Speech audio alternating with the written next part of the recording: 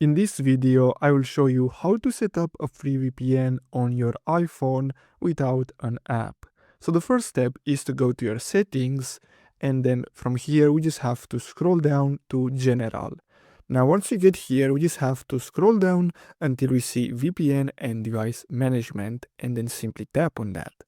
Now tap on VPN at the top, and then from here we just have to tap on Add VPN Configuration. At the top, we have type, so simply tap on that and then choose the third option, which is this one, and then go back. Now from here, you can add a description. So here I'm going to type in test. So what we're gonna have to do now is simply open any browser and then go to vpngate.net. Now here we have the list with different VPNs. So we just have to take one and then copy the server address.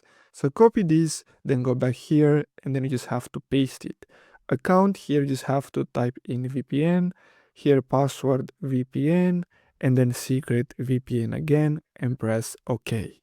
Now after that, you just have to select it and then enable the VPN, and that's all you have to do in order to get a free VPN without any apps.